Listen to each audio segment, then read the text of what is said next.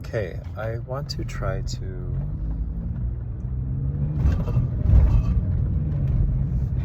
describe what I think is the game. The game of playful, artistic performance and sharing. And when I say that, I guess I'm referring to the way that we do that all the time. Whenever we're interacting with anything, including our own mind, or watching it interact with itself, or whatever, there's kind of this I don't know, the evolution of the artist in each and every one of us, and it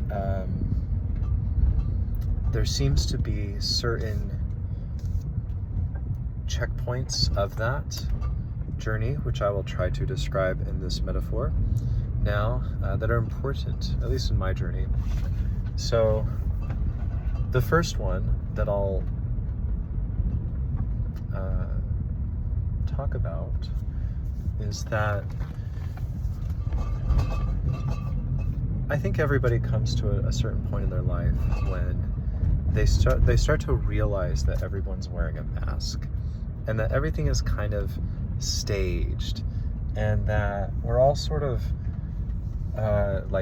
holding on to this all of these strings of narratives, and we all kind of basically understand what everybody else is interpreting it as, and so we're able to sort of share loosely in this web of story. And because of that, we all kind of know our roles more or less in a relationship to each other based on the context and who's there, and everything that we've learned and believe, and so on and so forth. And as we start to have this experience, we start to see everyone's kind of wearing masks. This is all in a way kind of fake, or it feels fake compared to what I was originally believing about it, that it was all real and I could take it at face value. And people change and they're not consistent, and it's whoa, and what am I? And I feel like I've been kind of living in a way a lie. And so then it's holy shit. And I guess the metaphor would be the actors on stage have all seemed to have forgotten that they're actors wearing masks, playing pretend to put on a show to create a shared experience. And so then they start waking up and they're having these internal realizations of oh, I'm actually I'm wearing a mask. This isn't me. I thought it was me and it's not. Whoa, what the fuck? It's so liberating and devastating in a way if you really, really like that mask or what it means to you. And so sometimes, I think usually there's sort of a phase of hey guys, we're all wearing masks. No, this is real. We got to get out of here. We're in the Matrix, whatever. And I don't know, maybe some people leave the stage and they go find somewhere else to be and do something else, or some are oh, we gotta kill the stage and end the story because we're imprisoned by it. And others, and this is kind of what I think makes sense to me right now, at least, is okay, I'm playing a role, I'm in a mask, I can see that the play will end for everyone. Certainly that seems to be a pretty locked in part of the nature of what's going on here. And so no matter what the story suggests and my character seems to say or mean, I know that everything is going to end.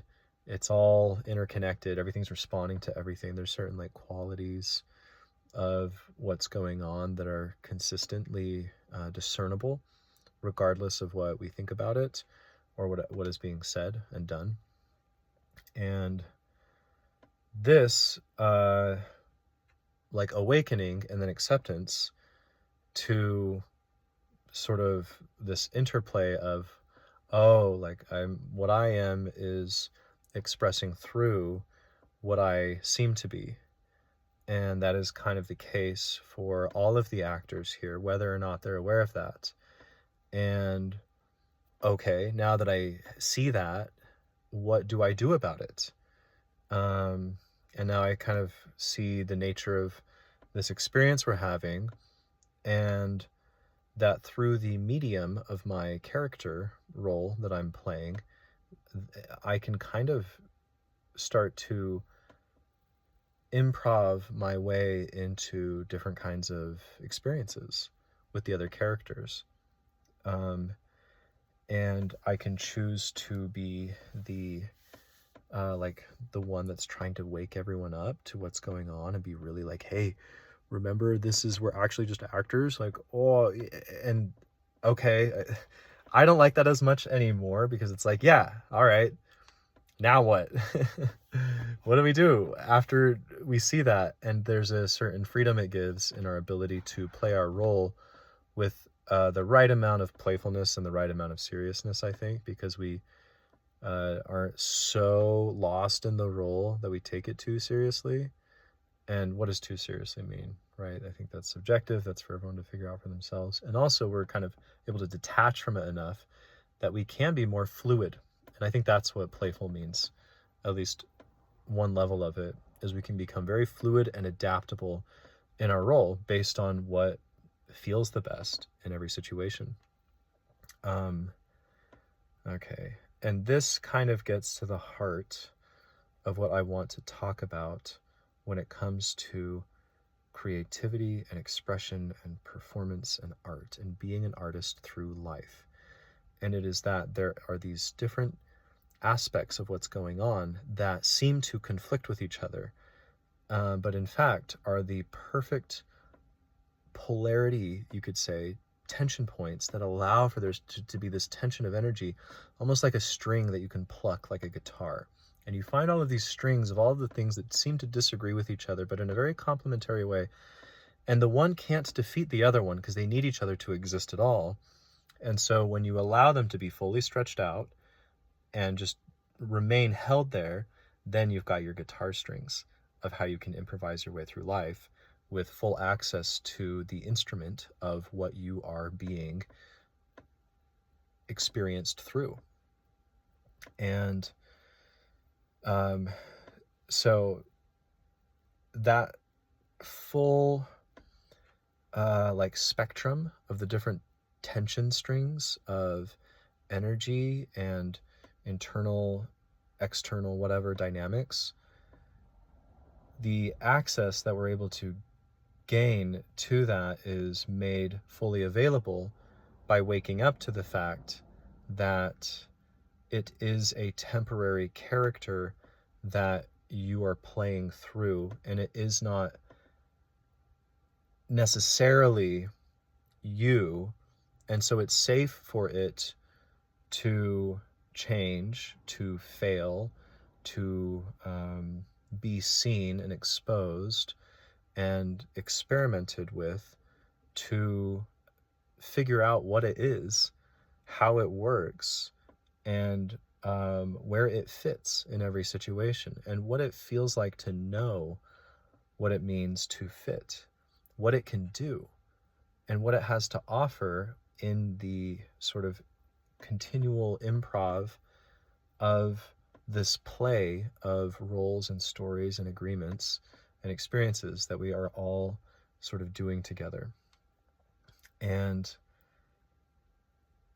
when we believe too much, too deeply, that we are any of those characteristics that we call like a self, a person, then we start to kind of overemphasize the perspective or the separateness that that person represents, by which, you know, they can interact with the rest of the room as an individual in the experience, instead of just like, I don't know, space interacting with space, where there's no distinction for there to be any experience at all, really. And because with that there comes the insecurity of like, oh, like I'm separate, I need to like find my place, I need to be enough, I need to do it right, I need to control the outcome of things, and the ego gets involved, and you get like the kind of performer who's performing in a way to take, and it doesn't feel as good even if they're good at it. And to get through all of that and get to the other side of that, and to be the performer who is fully accessing all of this material of what they have been made into, basically, by the progression of their role, and is willing to use all of it to share with others in a way that is operating from the felt sense of interconnectivity and the love that comes with that, and the joy of having a sensitivity to how to produce an expression that is complementary to what is going on around you, that enhances and uplifts the experience for everyone, including yourself. And because we are resonant, vibrational, interconnected beings, when you do that for everyone, you feel it as they feel it as you're vibrating with them. And so it's almost like you get this much bigger, cooler experience of feeling the upliftment of 10 individuals through the body of one individual, where this singular individual could never create that for itself, because it only has the strings it has here. But if you're jamming with all of the other instruments around you, then it's the difference between playing an instrument alone and playing with a group of others. And they're both beautiful, and they both have their time. And so it doesn't work that well when you make it about what you can get. And when you make it about what you can give, you are able to hear where you are needed. And when you play into that space, you get to feel the growing completeness of the moment, and you get to share in the fractal of reciprocal appreciation, which is love and pure acceptance. And you can only experience love and acceptance as deep as you open yourself up to be seen by it, which you can only do by sharing and offering into this shared thing of yourself. So let's see.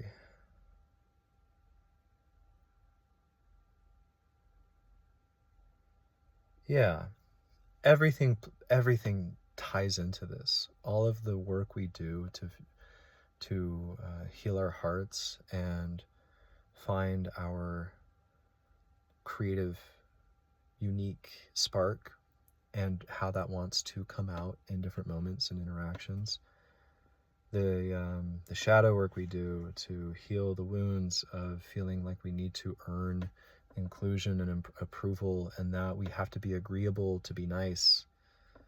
Oh, there we go.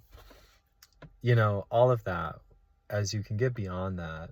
And I mean, basically, it's all just like mind games that technically you can just drop and just be in the heart experience of love and acceptance and appreciation that extends in every direction. And from that, losing all of the assumptions of judgment and fear and anxiety and whatever else it may be. But most of us, maybe all of us, are so wrapped up in the mental game of it that it takes some time to sort of calm down the different mind programs until we're close enough to the stiller layers of our inner ocean to where then we can just go, oh, okay, really dive in. Yeah, so I think that it is so real that every one of us is a song and an outpouring of artistic expression, the art of life and feeling and relationship and pain and confusion and struggle. And somehow you, all of us, we have made it work until now. And, who knows what'll happen tomorrow, but it's so much to comprehend the absolute madness, the insanity of what it means to exist. And right now, and everything that's going on, everybody's life is so rich with everything, the full spectrum of everything, and in such a ridiculous way. It just, there's no understanding it. For me, I don't understand anything that's going on. Ever at all. I don't think I ever have. And so the amazement that I feel with that somehow it's all happening and continuing to happen. And, it's hard and painful. And yet we still are able to, like the little flower that grows through the concrete. Like, we all do that every day. And yeah, I feel like, as always, this is really a big message to myself that I'm feeling strongly about, because I just had a really cool experience of people sharing, and I got to share and create a really amazing experience together of art and expression and feeling. And so there was some really good conversations around all of this, and I'm kind of regurgitating a lot of that in this little video. It's so funny. I've made so many of these videos recently, and I've uploaded none of them. Maybe I'll upload this one, but yeah. So I think that's everything I want to say about the art of being. And I hope that you can find a way to feel your own pain and joy out loud in a way that is carried by music or poetry or painting, or just the way that you connect with life around you, because it is a guaranteed success that it will be beautiful, I think.